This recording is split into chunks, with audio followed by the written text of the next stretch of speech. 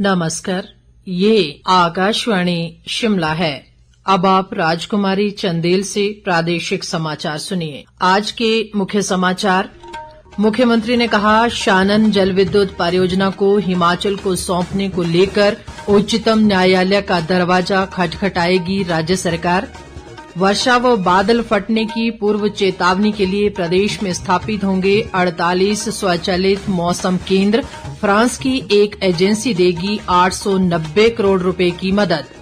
संजौली में मस्जिद के अवैध निर्माण मामले पर उच्च न्यायालय ने वक्फ बोर्ड व संबंधित जेई को स्टेटस रिपोर्ट दाखिल करने के दिए आदेश।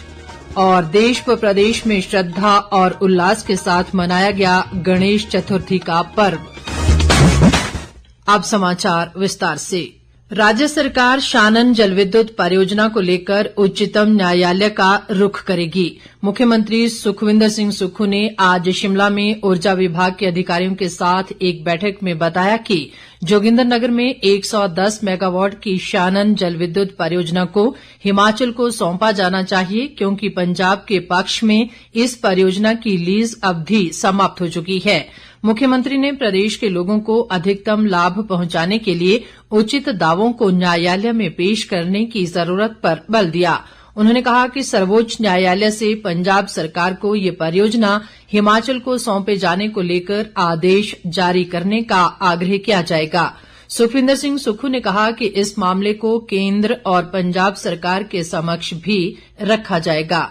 उन्होंने बताया कि राज्य सरकार भाखड़ा ब्यास प्रबंधन बोर्ड में प्रदेश के न्याय संगत अधिकारों को सुरक्षित करने के मामले में भी तेजी लाई जाएगी और इस संबंध में उच्चतम न्यायालय द्वारा पहले ही निर्णय लिया जा चुका है। मुख्यमंत्री ने कहा कि हाइड्रो क्षेत्र में प्रदेश के हितों की रक्षा के लिए विद्युत परियोजनाओं में 12, 18 और 30% रॉयल्टी लेने का निर्णय लिया गया है, जबकि 40 वर्ष बाद परियोजना को राज्य सरकार को सौंपे जाने का प्रावधान भी किया गया है।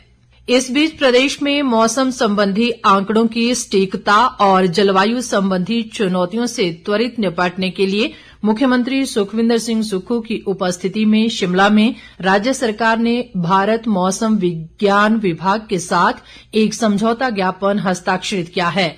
इस समझौता ज्ञापन के अंतर्गत प्रारंभिक चरण में प्रदेश में 48 स्वचालित मौसम केंद्र स्थापित किए जाएंगे। वर्तमान में प्रदेश में आईएमडी द्वारा स्थापित 22 स्वचालित मौसम केंद्र क्रियाशील हैं।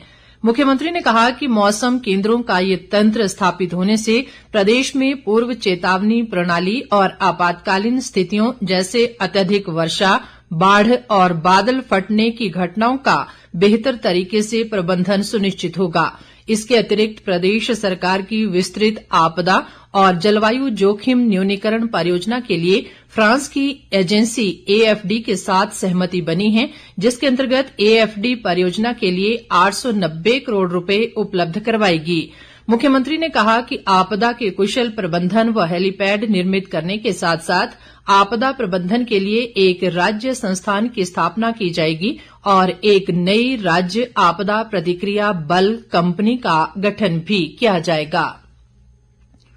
बागवानी मंत्री जगत सिंह नेगी ने केंद्र सरकार से सेब सीजन के दौरान विदेशों से सेब के आयात पर रोक लगाने की मांग की है।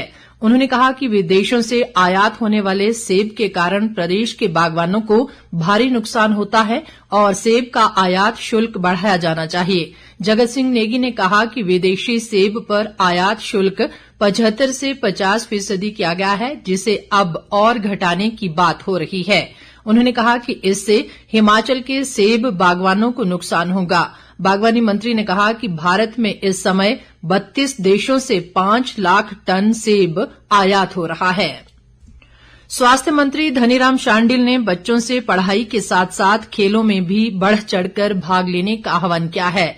सोलन जिले के ममलीग में आज राजकीय आदर्श वरिष्ठ माध्यमिक स्कूल में 19 वर्ष से कम आयु वर्ग के लड़कों की 3 दिवसीय खेलकूद प्रतियोगिता के समापन अवसर पर उन्होंने कहा कि खेलों के माध्यम से बच्चों का शारीरिक और बौद्धिक विकास होता है। इस प्रतियोगिता में 21 विद्यालयों के लगभग 350 खिलाड़ियों ने कबड्डी, वॉलीबॉल, खो खो, बैडमिंटन और कुश्ती जैसी स्पर्धाओं में भाग लिया। शांडिल ने कहा कि राज्य सरकार खेलों को प्रोत्साहित कर रही है और ओलंपिक्स, एशियाई व राष्ट्रमंडल खेलों में बेहतर प्रदर्शन करने वाले खिलाड़ियों की सम्मान राशि में बढ़ोतरी की गई है। स्वास्थ्य मंत्री ने युवाओं से नशे से दूर रहकर समाज का एक जागरूक इंसान बनने का आह्वान किया। कबड्डी में कहलोग स्कूल, वॉलीबॉल में ममलीग और खो खो में डुमहर स्कूल पहले स्थान पर रहे।